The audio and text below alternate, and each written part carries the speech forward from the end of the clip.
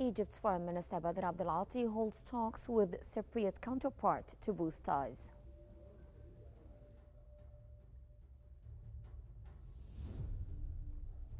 Guterres praises Egypt, Qatar and the United States mediation efforts to end Gaza hostilities.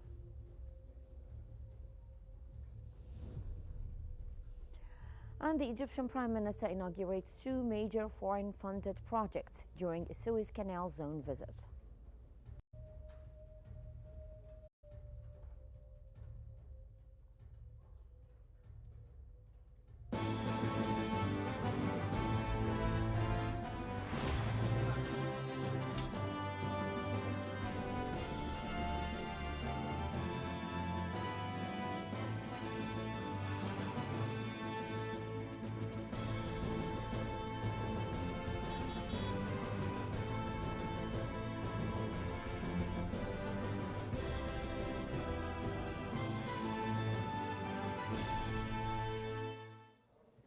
Egyptian Foreign Minister Badr Abdelati held a phone call with his Cypriot counterpart Konstantinos Kombos to explore ways to strengthen bilateral relations.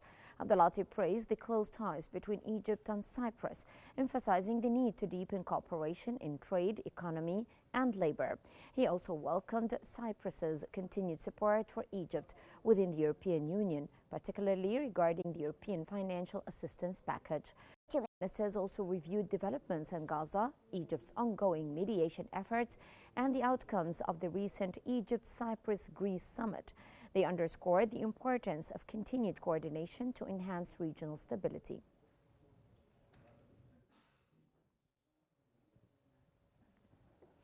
Egyptian Foreign Minister Badr Abdelati has held phone talks with his Turkish counterpart Hakan Fidan to discuss strengthening bilateral relations and regional developments. Abdelati welcomed growing Egypt-Turkey ties and urged stronger economic cooperation and investment. The ministers discussed the Gaza crisis, with Abdelati outlining Egypt's mediation efforts and plans for the Cairo Conference on Gaza reconstruction. They affirmed opposition to Palestinian displacement and backed a two-state solution. Talks also covered Libya, with Egypt stressing support for unity and timely elections.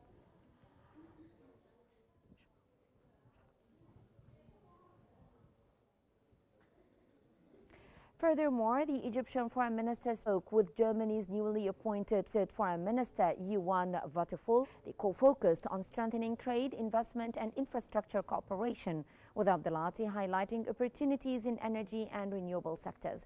Abdelati also addressed migration issues and Egypt's efforts to curb irregular migration. The ministers discussed regional concerns, particularly the Palestinian cause and Egypt's expectations for Germany's support in securing a €4 billion European financial package.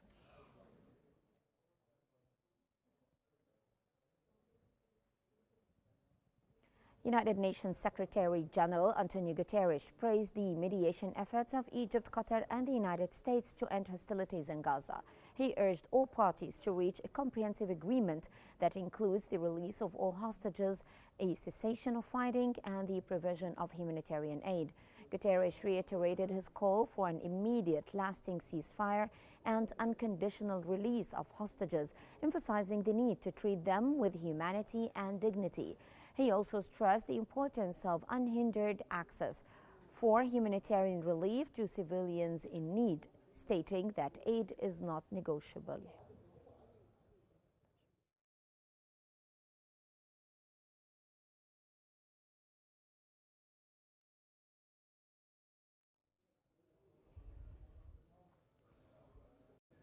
Prime Minister Mustafa Madbouli said that the Nasser Fellowship for International Leadership is an important platform and a valuable opportunity for building global friendships and promoting peace amid current global challenges. During his meeting with 150 youth leaders from 80 countries, Madbouli described the fellowship as a successful model of South-South cooperation. Madbouli added that the fellowship has brought together over 600 participants from 90 countries since its launch in 2019, transforming from an African initiative into a global platform.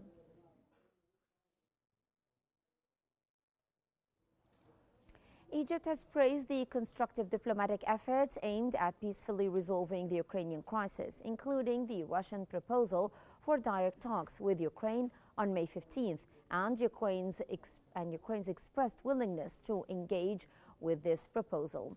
In a statement from the Ministry of Foreign Affairs, Egypt emphasized that the readiness of the conflict parties to engage in direct negotiations is a crucial and pivotal matter in efforts to reach a settlement to the prolonged Ukrainian crisis. This step would establish a new phase, contributing to the discussion and resolution of concerns from both sides, leading to sustainable peace that would restore security and stability to Europe.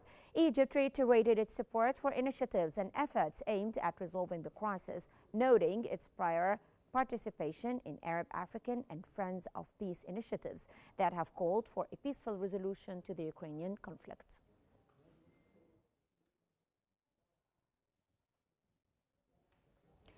Minister of Education Mohammed Abdul Latif met with Yemen's ambassador Khalid Mahfouz Bahbah to discuss collaboration in pre-university education and leverage Egypt's expertise in the field. Abdul Latif emphasized the strong foundation of trust and respect in the cooperative and friendly relations between the two countries, aiming to enhance collaboration in all educational areas for mutual benefit. The meeting focused on supporting education for Yemeni children in Egypt within Egyptian laws to maintain quality and provide exceptional services for students, according to the statement. Minister of Tourism and Antiquities Sherif Fathi has announced that Egypt's tourism sector will witness strong performance in the first quarter of 2025, with the number of tourists rising by 25% compared to the same period last year. Fathi highlighted that Egypt closed 2024 with record-breaking results, welcoming 15.8 million tourists, a 6% increase from 2023 and a 21% growth over pre-pandemic levels. His remarks came during a meeting with editors-in-chief and board chairs of Egypt's national and private newspapers held at the Grand Egyptian Museum.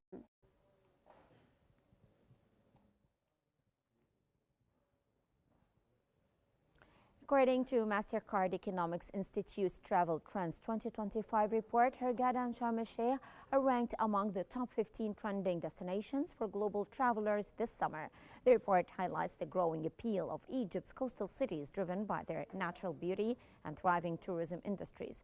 Hurghada, located on the Red Sea, is known for its stunning coral reefs, turquoise waters, and thriving tourism, making it a top choice for tourists seeking diving, snorkeling, and dolphin watching.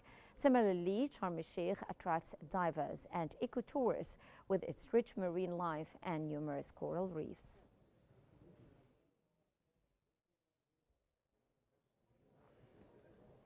Prime Minister Mustafa Madbouli held a meeting with Minister of Communications and Information Technology Amr Talat to follow up on several work files, including the Vigilance Digital Pioneers Initiative. The initiative aims to train and equip young people in the field of telecommunications, information technology, and software development. It seeks to strengthen their role in the digital transformation process and support the growth of digital exports, thereby contributing to one of the key pillars of national economic development.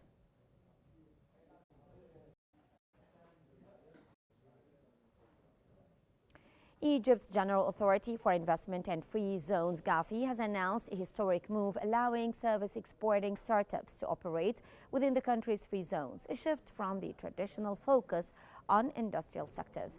The announcement was made by GAFI CEO Hossein Hiba at the Rise Up Summit 2025. Hiba highlighted GAFI's ongoing efforts to support entrepreneurship, including the launch of a fast-track company registration system, enabling entrepreneurs to register single-member companies online in just 2 hours. He also added that GAFI is working with international partners to expand Egyptian startups into markets like the EU, Saudi Arabia, and Morocco. GAFI added that a new law aimed at regulating financial and business zones is expected to attract more investment funds, particularly venture capital.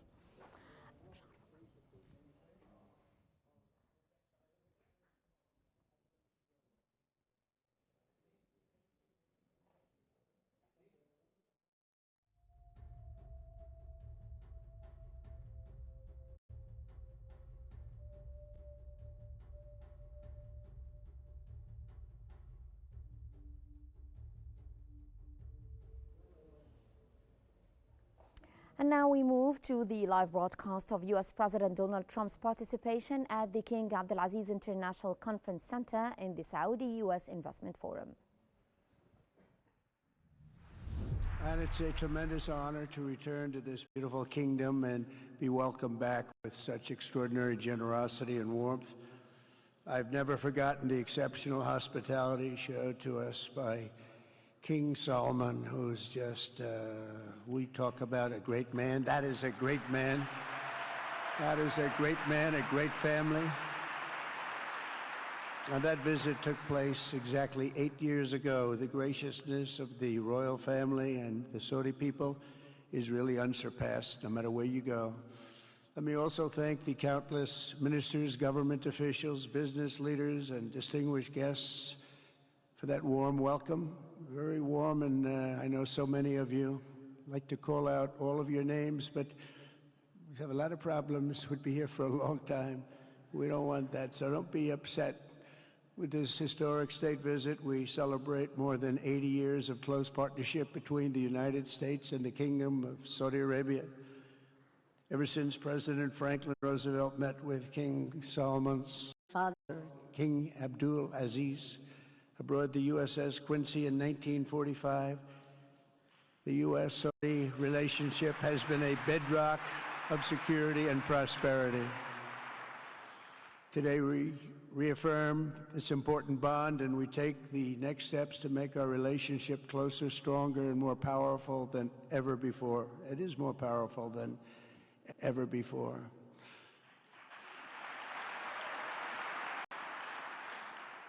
And by the way, it will remain that way. We don't go in and out like other people. It will remain that way.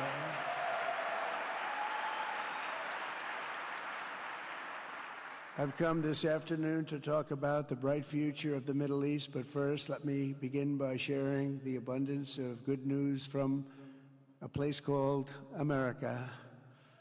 In less than 4 months, our new administration has achieved more than most other administrations accomplish in 4 years or even 8 years. We've actually done, for the most part, more. The day I took office, we inherited, thank you. Thank you. The day I took office, we inherited a colossal invasion on our southern border, an invasion like you'd never want to see here. Nobody should ever want to see it. But within weeks, we slashed illegal border crossings to an all-time low, down 99.999%. That's good, even for this great gentleman standing right in front of me. That's a good number. We had hundreds of thousands of people. They came in at the same time last year, and last month we had, in this massive border, 3 people that got in. That's quite a difference, and we have no choice but to get a lot of the people that came in because they were not the best people. They were, in many cases, very bad people. We're getting them out. We're getting them out very fast. We're bringing them back to where they came from. We have no choice. After years of military recruiting shortfalls, enlistments in the U.S. Armed Forces are now the highest in 30 years because there is such an incredible spirit in the United States of America. We have tremendous spirit again. Just about a year ago, it was a big story, front page on every paper all over the world, that nobody wanted to enlist in our military, meaning we were way under enlisted. And just last week it came out that we had the strongest enlistment. They say 30 years, but probably it's maybe ever. They don't go back that far. It's the best, and that includes police officers, firemen, everything else. Is a great spirit in the United States right now. A brand new poll from Rasmussen just showed that the number of Americans who believe the nation is on the right track, they have a right track, wrong track, is now the highest in over 20 years. And it hasn't been anything like this because for many years it was the wrong track. And I can tell you for the last 4 years it was definitely the wrong track, but it's the highest it's been in many, many years. We renamed the Gulf of Mexico into the Gulf of America. That was very popular, other than perhaps with Mexico. And most importantly, for the people in this room, the days of economic misery under the last administration are rapidly giving way to the greatest economy in the history of the world. We are rocking. The United States is the hottest country, with the exception of your country, I have to say, right? I'm not going to take that on. No, Mohammed, I'm not going to take that on. Wouldn't that be a terrible thing if I made that full statement? But I will not do it. You're hotter. At least as long as I'm up here, you're hotter. But groceries, gasoline, energy, and all other prices are down with no inflation. We have no inflation, and in a few short weeks, we've created 464,000 brand new jobs. Think of that. It's almost 500,000 jobs created just in a matter of weeks. We just reached a historic trade agreement with the United Kingdom, and over the weekend we reached a breakthrough agreement with China. Both outstanding deals. China's agreed. We have to get it down. We have to get the little details down. And Scott, you're going to work on that very hard, but China's agreed to open up to the United States for trade and everything else. But they have to do it, so we'll see what happens. But we had a very, very good meeting with both of those countries. We are cutting 10 old regulations for every new regulation. We're getting rid of all of the red tape that is so many, frankly, countries, as they get older, they develop a lot of red tape, and we're getting rid of it. We're getting rid of it at record levels. And I'm pleased to report that the United States Congress is on the verge of passing the largest tax cut and regulation cut in American history. We think we're in good shape to get that. And if we get that, that will be like a rocket ship for our country. In the first quarter of the year, the investment in America was up an astounding 22%. More than $10 trillion of new investments have been announced or are coming just since the election on November 5th. So think of that. In a very short period of time, we have over $10 trillion, and it could be much higher than that. Not everybody comes to the White House to have a news conference that they're going to be opening up in America, but they're all coming in at numbers that we've never seen before. If you take a look at other presidencies, they wouldn't do $1 trillion sometime in years. We did this in essentially 2 months because you have to say we got into office and they gave me about a month to clean up and fix up the Oval Office, and after that we started working. And the money is pouring in, the jobs are pouring in, the companies are pouring into our country like we've never seen before. There's never been anything like it. And we let other people tariff us into losing a lot of money and a lot of jobs, and now we're tariffing them, and it's at a level that nobody's seen. It's a level that is making us a very much different country and a very different Republican Party. We won a tremendous victory in November. We won all 7 swing states, the popular vote by millions and millions of votes. The Electoral College, we won by 312 to 226. Remember, they said, well, we could get to 270. We got to 312. That's a big difference. And very importantly, we won counties throughout the United States, 2,660 to 451. That's why when you look at a map, they're all red. The whole country is red. Red stands for Republican. From the moment on and from the moment we started, we've seen wealth that just poured and is pouring back into America. Apple is investing $500 billion. NVIDIA is investing, and I see my friend is here. Jensen, that's very good, wherever you may be. I thank you very much, because he's putting in $500 billion. TSMC is investing. Where is Jensen, by the way? Where is he? He's standing here. Where is he? I just saw that. Thank you very much, Jensen. I mean, Tim Cook isn't here, but you are. What a job you've done. He said he's got 99% of the chip market. I don't know. That's not easy to beat. But what a job you've done. Thank you. We are proud to have you in our country. You know that. Thank you for the investment. TSMC is investing $200 billion, and with this trip, we're adding over $1 trillion more in terms of investment into our country and buying our products. And, you know, nobody makes military equipment like us. We have the best military equipment, the best missiles, the best rockets, the best everything. Best submarines, by the way. Most lethal weapon in the world. In addition to purchases of $142 billion of American-made military equipment by our great Saudi partners, the largest ever.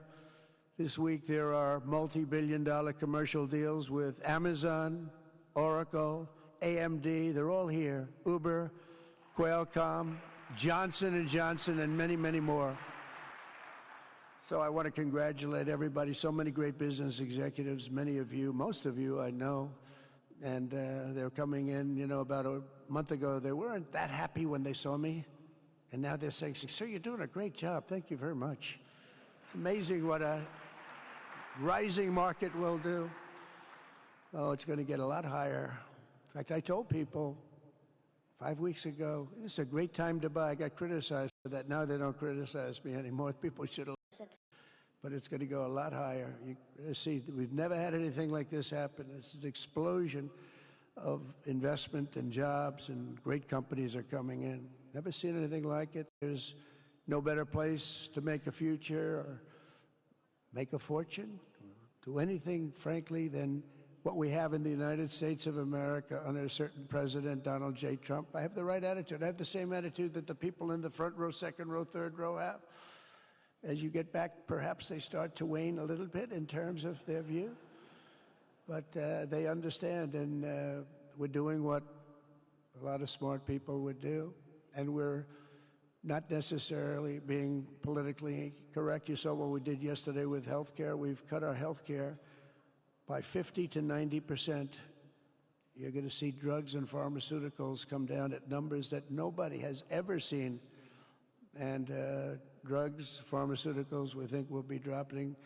And it will be a redistribution of costs with other nations, which really took advantage of a very nice group of people that ran our country.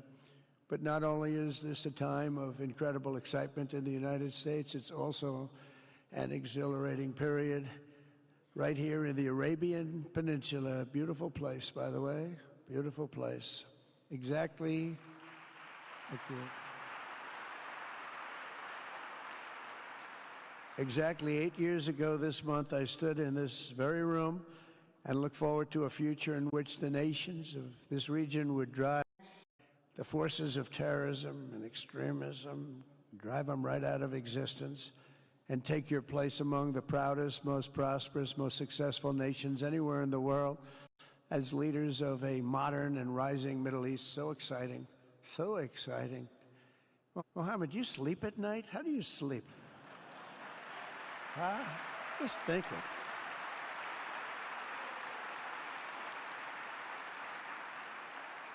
What a job. He tosses and turns like some of us. Tosses and turns all night. How do I make it even better all night? It's the ones that don't toss and turn. They're the ones that will never take you to the promised land, won't they? But you have done some job. True. But critics doubted that it was possible what you've done. But over the past 8 years, Saudi Arabia has proved the critics totally wrong. The transformation that has occurred even by these incredible business leaders. I mean, you had the biggest leaders in business anywhere in the world standing right before us. But the transformation that has occurred under the leadership of King Salman and Crown Prince Mohammed has been truly extraordinary. Such a thing has, I don't think, ever happened before. I've never seen anything at that scale happen before. And I guess, you know, maybe you could say the United States is doing pretty well too, you know, but I don't think too many people have seen that happen before. Majestic skyscrapers, the towers that I see, the difference between now and 8 years ago. And 8 years ago was very impressive, but the towers that I see rising, some of the exhibits that I was shown by Mohammed, if what I've seen there is an amazing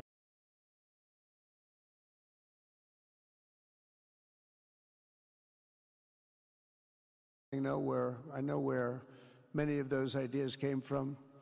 Happens to be sitting right in this room right before me, but the towers and all of the different, I've seen a lot of different towers. I didn't think there's any version of a tower that I haven't seen in one form or another. Well, I just passed 4 exhibits. I have never seen anything like any of them. So it's going to be very exciting. And they sit among the ancient wonders of a growing and exciting city. It's really amazing. Riyadh is becoming not just a seat of government, but a major business, cultural, and high-tech capital of the entire world. The World Cup is here. Johnny, just stand up, Johnny. Johnny, thank you, Johnny.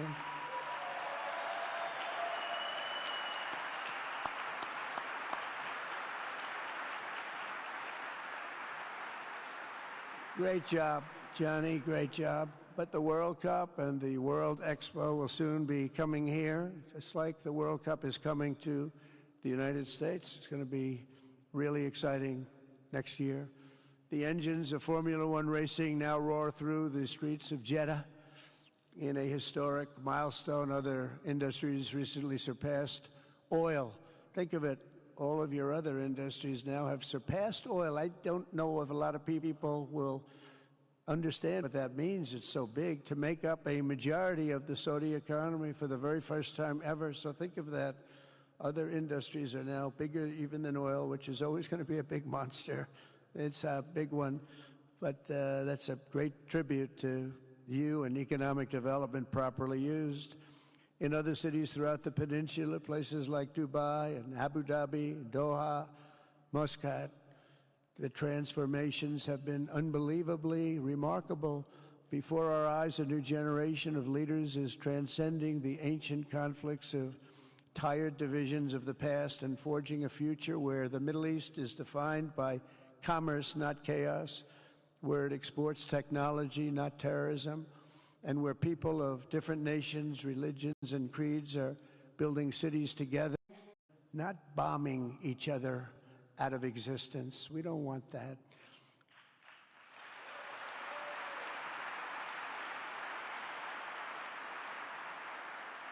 And it's crucial for the wider world to note this great transformation has not come from Western interventionists or flying people in beautiful planes giving you lectures on how to live and how to govern your own affairs. No, the gleaming marvels of Riyadh and Abu Dhabi were not created by the so-called nation builders, neocons, or liberal nonprofits like those who spent trillions and trillions of dollars failing to develop Kabul, Baghdad, so many other cities. Instead, the birth of a modern Middle East has been brought by the people of the region themselves, the people that are right here, the people that have lived here all their lives, developing your own sovereign countries, pursuing your own unique visions and charting your own destinies in your own way. It's really incredible what you've done. In the end, the so-called nation builders wrecked far more nations than they built, and the interventionists were intervening in complex systems that they did not even understand themselves. They told you how to do it. They had no idea how to do it themselves.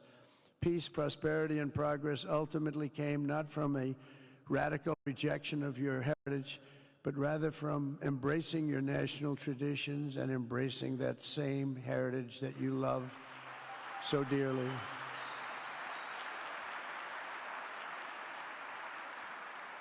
And it's something only you could do. You achieved a modern miracle, the Arabian way. That's a good way.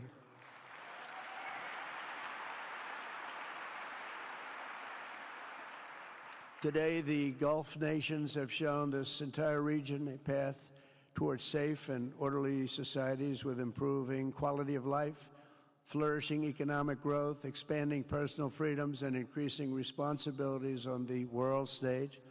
After so many decades of conflict, finally it is within our grasp to reach the future that generations before us could only dream about a land of peace, safety, harmony, opportunity, innovation, and achievement right here in the Middle East. So beautiful. It's such a beautiful thing that's happening. I guess, the people that are here can't even really appreciate it because you see it happening, and it's when you come to a place that you haven't seen in 5 years or 10 years or 20 years that it's even more incredible.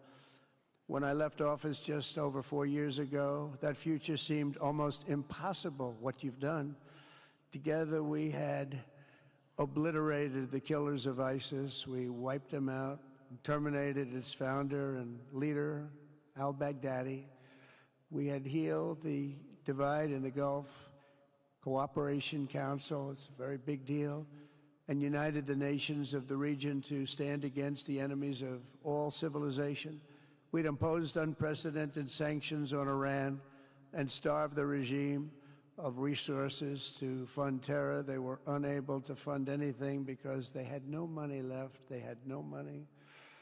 But the new administration came in and let them have a lot of money, and you saw what happened. It was not money well spent. And the historic Abraham Accords that we're so proud of, all the momentum was aimed at peace, and it aimed very successfully. It's been an amazing thing, the Abraham Accords. And it's my fervent hope, wish, and even my dream that Saudi Arabia, a place I have such respect for, especially over the last fairly short period of time, what you've been able to do, but we'll soon be joining the Abraham Accords. I think it'll be a tremendous tribute to your country, and it will be something that's really going to be very important for the future of the Middle East. I took a risk in doing them, and they've been an absolute bonanza for the countries that have joined. The Biden administration did nothing for 4 years. We would have had it filled out.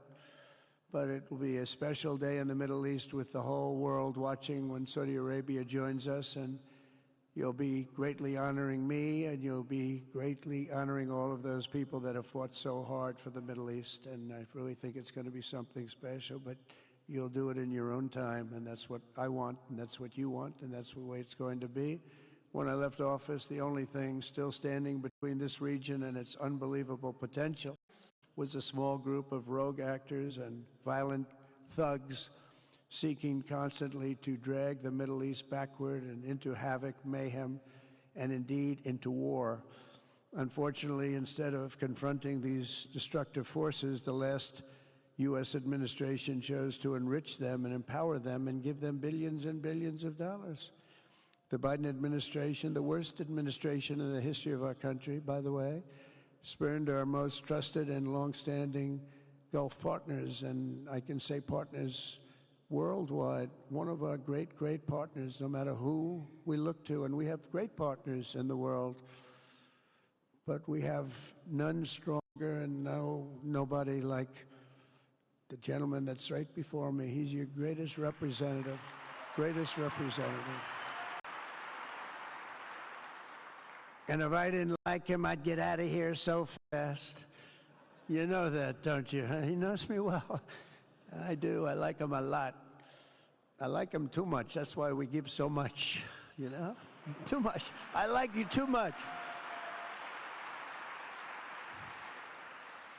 Great guy. They lifted sanctions on Iran in exchange for getting nothing, and sent the regime tens of billions of dollars to fund terror and death all over the world. And they laughed at him. They laughed at our leader. And they're still laughing at our leader. They thought him a fool. And they made nothing but trouble ever since, including the funding of October 7th, one of the worst days ever in the history of the Middle East. Horrible day. Biden removed the Houthis from the list of foreign terrorist organizations, even while missiles and drones were being launched right here at your beautiful city of Riyadh, and launched at ships if they happened to be sailing in the wrong location. The Biden administration's extreme weakness and gross incompetence derailed progress toward peace, destabilized the region, and put at risk everything we had worked so hard to build together. And when you think of the great achievements that you've made, to do it in light of a pretty hostile administration, an administration that was not a believer, it makes your achievements even greater. Makes them even greater. You know that. But in a few short months since taking office, we have achieved the swift return of American strength at home and abroad, now working with the vast majority of people in this region who seek stability and calm. Our task is to unify against the few agents of chaos and terror that are left and that are holding hostage the dreams of millions and millions of great people. The biggest and most destructive of these forces is the regime in Iran, which has caused unthinkable suffering in Syria, Lebanon, Gaza, Iraq, Yemen, and beyond. There could be no sharper contrast with the path you have pursued on the Arabian Peninsula than the disaster unfolding right across in the Gulf of Iran. Think of that. They wanted to name it that. I said, they're not going to let them do that. Do you mind if I stop that? We're not going to let that happen.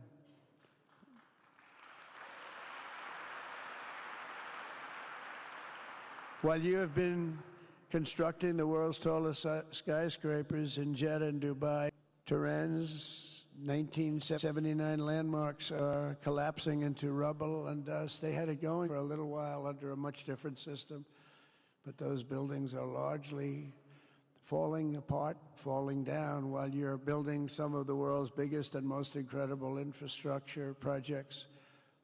Buildings, all sorts of things you're building that nobody's ever even seen before.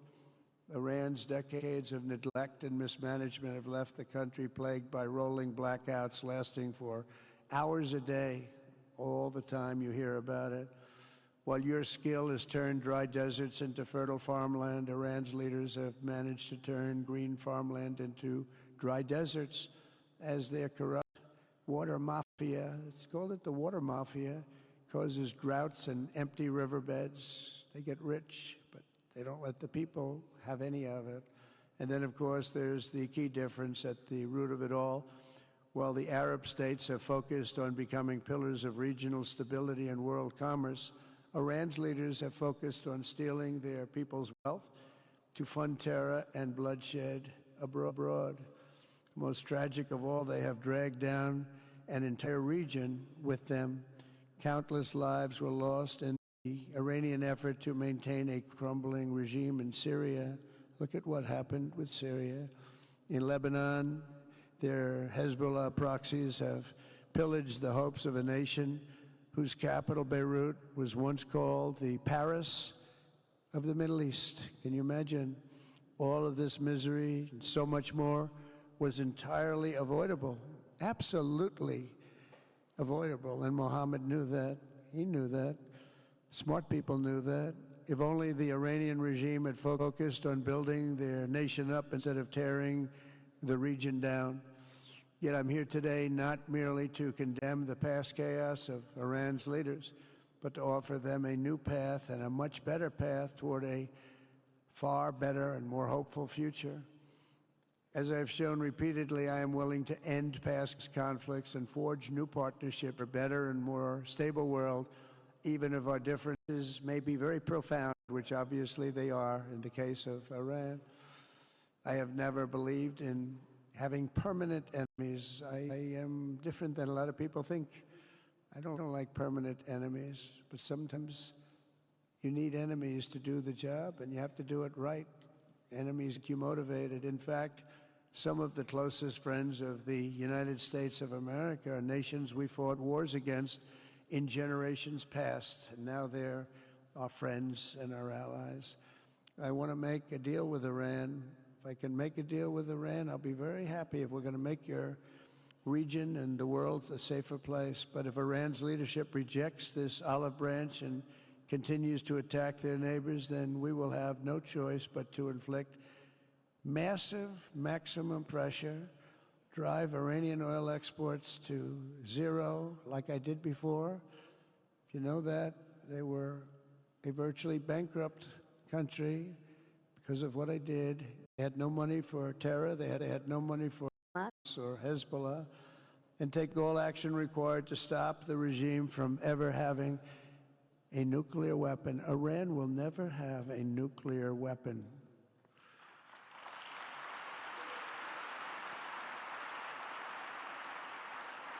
But with that said, Iran can have a much brighter future, but will never allow America and its allies to be threatened with terrorism or nuclear attack.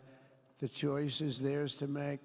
We really want them to be a successful country. We want them to be a wonderful, safe, great country. But they cannot have a nuclear weapon. This is an offer that will not last forever. The time is right now for them to choose. We don't have a lot of time to wait. Things are happening at a very fast pace. They're happening right here. They're happening at a very fast pace. So they have to make their move right now, one way or the other. Make a move. As I said in my inaugural address, my greatest hope is to be a peacemaker and to be a unifier. I don't like war. We have the greatest military, by the way, in the history of the world. You know, I rebuilt our military in my first 4 years and rebuilt it into the most powerful military there is. And you saw that when I knocked out ISIS in 3 weeks. People said it would take 4 years, 5 years. I did it. We did it in 3 weeks. Just days ago, my administration successfully brokered a historic ceasefire to stop the escalating violence between India and Pakistan. And I used trade to a large extent to do it. I said, fellas, come on, let's make a deal. Let's do some trading. Let's not trade nuclear missiles. Let's trade the things that you make so beautifully. And they both have very powerful leaders, very strong leaders, good leaders, smart leaders. And it all stopped. Hopefully it'll remain that way, but it all stopped. I was very proud of Marco Rubio and all of the people that worked so hard. Marco, stand up. What a great job you did on that. Thank you, J.D. Vance, Marco. The whole group worked with you, but it was a great job. And I think they're actually getting along. Maybe we can even get them together a little bit, Marco, where they go out and have a nice dinner together. Wouldn't that be nice? But we've come a long way, and it's could be, you know, millions of people could have died from that conflict that started off small and was getting bigger and bigger and bigger by the day. I've also been working relentlessly to end the terrible bloodshed between Russia and Ukraine, and very importantly, talks are being held in Turkey later this week, probably on Thursday, and they could produce some pretty good results. Our people are going to be going there. Marco's going to be going there. Others are going to be going, and we'll see if we can get it done. 5,000 people, young people for the most part, soldiers from Ukraine, soldiers from Russia. They're not from here and they're not from the United States, but they're souls. They're souls. I think usually, mostly, they're young, beautiful souls that left their parents waving goodbye, left their brothers and sisters. Goodbye, I'll see you soon. And they got blown to pieces. 5,000 on average a week are dying. And people are dying elsewhere in the region, but tremendous numbers like we haven't seen since World War II are dying, and I want to stop it. I want to stop it. It's a horrible war. Would have never happened if I were president. That's a war that would have never happened. October 7th would have never happened if I were president, because Iran had no money to pay Hamas or anybody else. They had no money. They were not looking to take care of them. They had to take care of themselves. They had no money. We stopped their oil effectively with the embargoes and sanctions. But let me take this opportunity to thank the Kingdom of Saudi Arabia for the constructive role that you've played in facilitating the Ukraine talks. And it really is, you've been amazing. You've made everything available to us. Thank you very much. Thank you. And if we get that settled, we'll pay a special tribute to what you've done. You really did lay a great groundwork. Thank you very much. Appreciate it. The West should not be dragging itself backward into another endless war in Europe, yet another endless war. We should stop the killing and work together to address the biggest long-term threats as one unbeatable team. Think of us as an unbeatable team. I mean, when you look at what you've done here, that's much more difficult than stopping stupidity. Think of it. It's stupidity. What you've done is much more difficult, and you did it better than anybody else has ever done it. As President of the United States, my preference will always be for peace and partnership whenever those outcomes can be achieved. Always. It's always going to be that way. Only a fool would think otherwise. In recent years, far too many American presidents have been afflicted with the notion that it's our job to look into the soul of foreign leaders and use U.S. policy to dispense justice for their sins. They loved using our very powerful military, and now it's really the most powerful it's ever been. We just are getting a budget approved, $1 trillion, highest budget we've ever had in history for military, $1 trillion. And we're getting the greatest missiles, the greatest weapons. And, you know, I hate to do it, but you have to do it because we believe in peace through strength. You have to have the strength, otherwise bad things could happen. But hopefully we'll never have to use any of those weapons. Seems to be an awfully big waste of money if you're never going to use them, but hopefully we'll never have to use them because the destructive power of some of those weapons are like nobody's seen before. I believe it is God's job to sit in judgment, my job to defend America, and to promote the fundamental interest of stability, prosperity, and peace. That's what I really want to do. I will never hesitate to wield American power if it's necessary to defend the United States or to help defend our allies.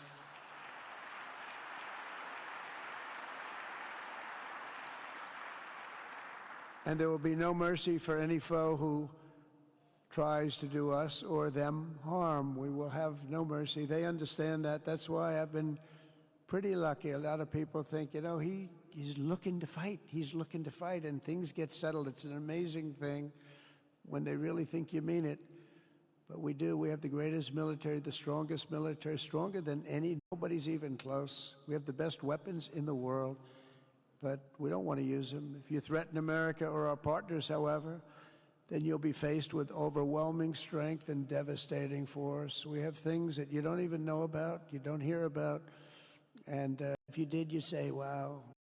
In recent weeks, following repeated attacks on American ships and freedom of navigation in the Red Sea, the United States military launched more than 1,100 strikes on the Houthis in Yemen. As a result, the Houthis agreed to stop. They said, we don't want this anymore. It's the first time you've heard that from them, too. They're tough. They're fighters. But just days ago, we were asked to cease targeting commercial. They were not going to be targeting commercial ships in any way, shape, or form, or anything American. And they were very happy that we stopped. But we had 52 days of thunder and lightning like they've never seen before. This was a swift, ferocious, decisive, and extremely successful use of military force. Not that we wanted to do it, but they were shooting down ships. They were shooting at you. They were shooting at Saudi Arabia. We don't want them shooting at Saudi Arabia, if that's okay. So we hit them hard. We got what we came for, and then we got out. Since January 20th, the U.S. military has terminated 83 terrorist leaders operating across Iraq, Syria, and Somalia, including ISIS's #2 global leader. You read about that just recently. With the help of Pakistan, we apprehended the ISIS terrorists responsible for the attack on 13 American service members at Abbey Gate, that horrible, horrible disaster. During this Afghanistan withdrawal, you know, that's another thing that we don't even think about so much anymore. 13 died, but 42 were horribly wounded. But hundreds of people died overall, because I count the people on the other side. Hundreds of people just grossly incompetent. It's probably why Putin decided to go into Ukraine, something he never would have done if I were president. But we wouldn't have had the problems of October 7th if I were president. We wouldn't have had Ukraine, Russia if I were president. We wouldn't have had Abbey Gate, because there wouldn't have been any reason we were getting out, but we were getting out with dignity and with strength and power. But the way they got out was not good. I think it was the most embarrassing moment in the history of our country. And we've been working tirelessly to bring back all hostages held by Hamas. We brought back a lot already, but we're bringing back more. This weekend, we successfully negotiated the release of the last American hostage, Edan Alexander. Just came out a few hours ago, and we continue to get that war ended as quickly as possible. It's a horrible thing that's taking place. All civilized people must condemn the October 7th atrocities against Israel, which would never have happened again if you had probably a different president, but definitely if you had me as president. The people of Gaza deserve a much better future, but that will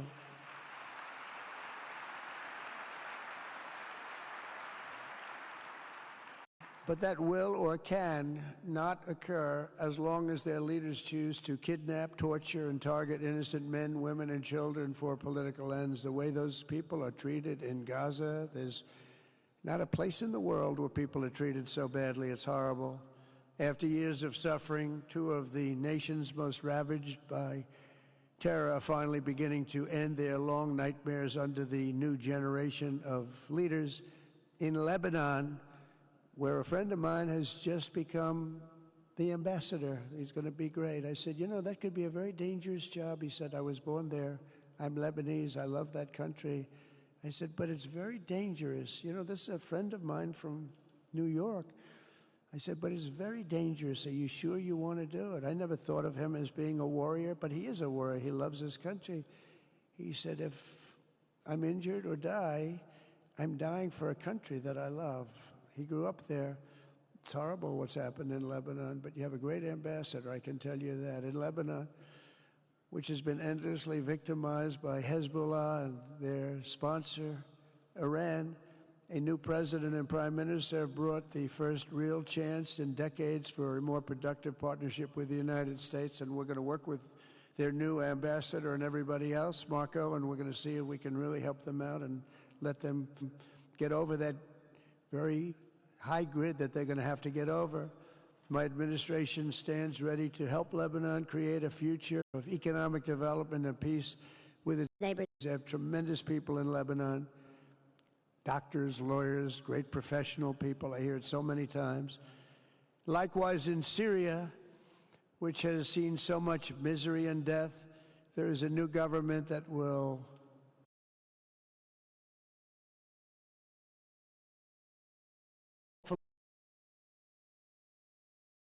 travesty war, killing, many years. That's why my administration has already taken the first steps toward restoring normal relations between the United States and Syria for the first time in more than a decade. And I'm very pleased to announce that Secretary Marco Rubio will be meeting with the new Syrian foreign minister in Turkey later this week. And very importantly, after discussing the situation in Syria with the Crown Prince, your Crown Prince,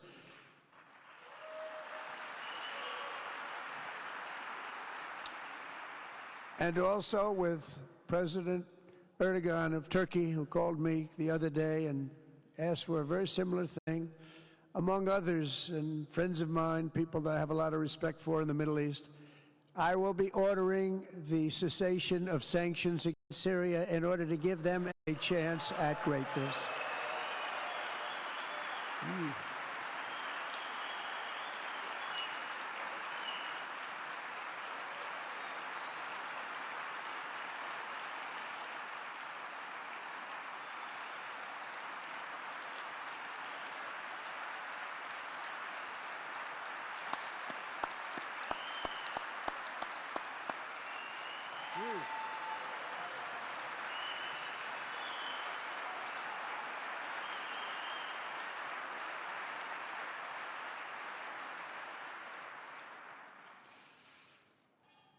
Oh, what I do for the Crown Prince.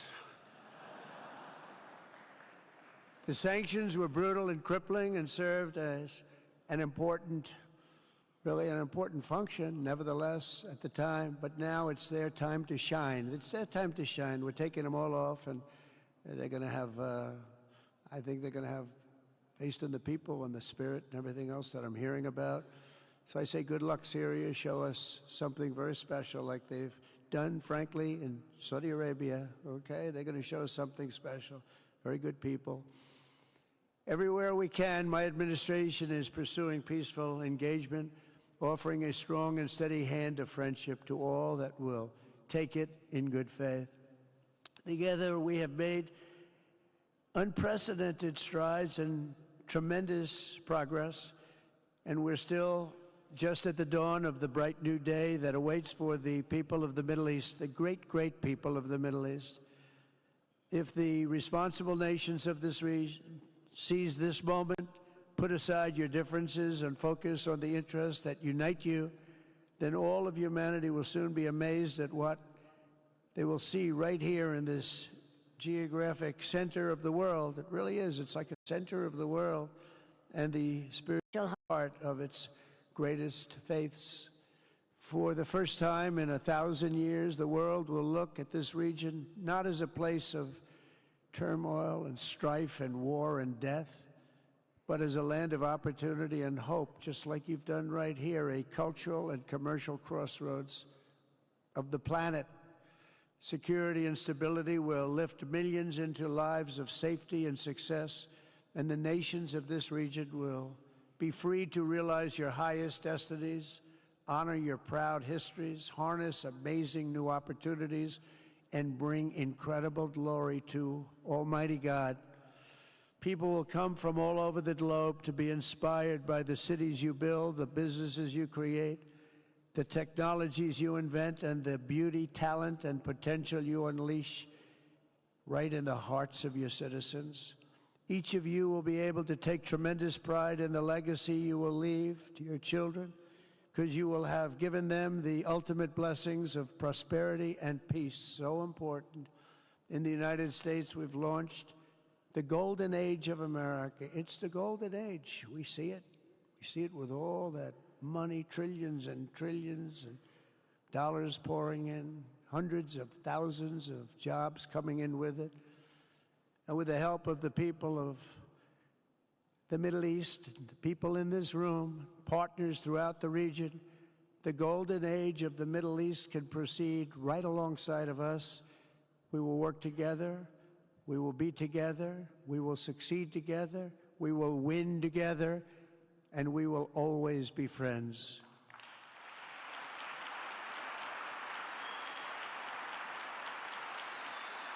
Thank you.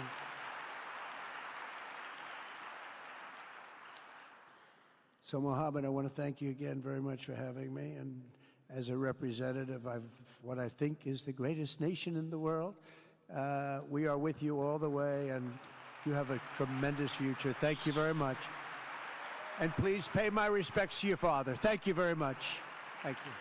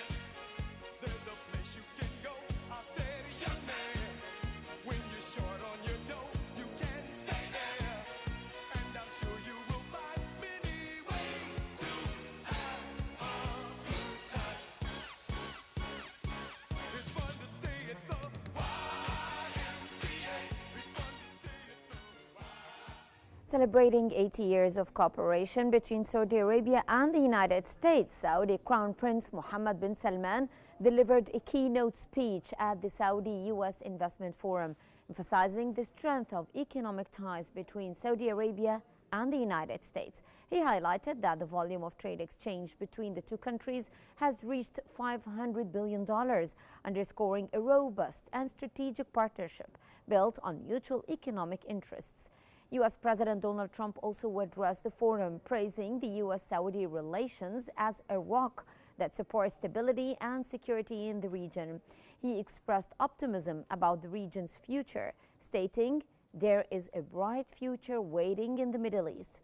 Trump affirmed his commitment to strengthening bilateral ties, declaring, "We will make our relationship with Saudi Arabia even stronger." Reflecting on his administration's, Trump said, "What my administration has achieved in 4 months has not been accomplished by previous administrations," citing major economic and military strides.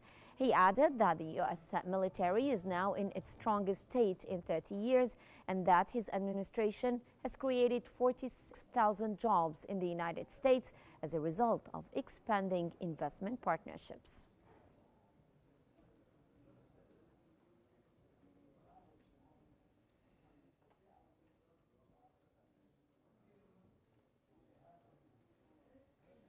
And as part of our Egypt bulletin, Prime Minister Mustafa Madbouli back home has inaugurated 2 major foreign-funded industrial projects during his on-ground inspections of the Suez Canal Economic Zone with a visit to the integrated Ain Sokhna zone.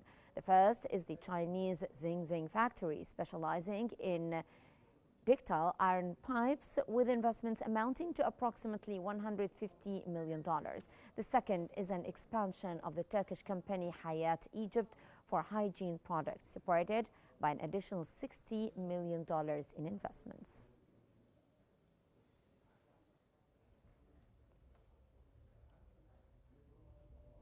And that brings us to the end of our news bulletin, and here is what we have been covering. Egypt's Foreign Minister Badr Abdel-Ati holds talks with Cypriot counterpart to boost ties.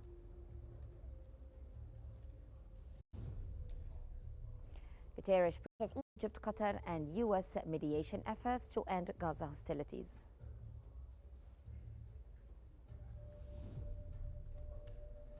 And the Egyptian Prime Minister inaugurates 2 major foreign-funded projects during a Suez Canal Zone visit.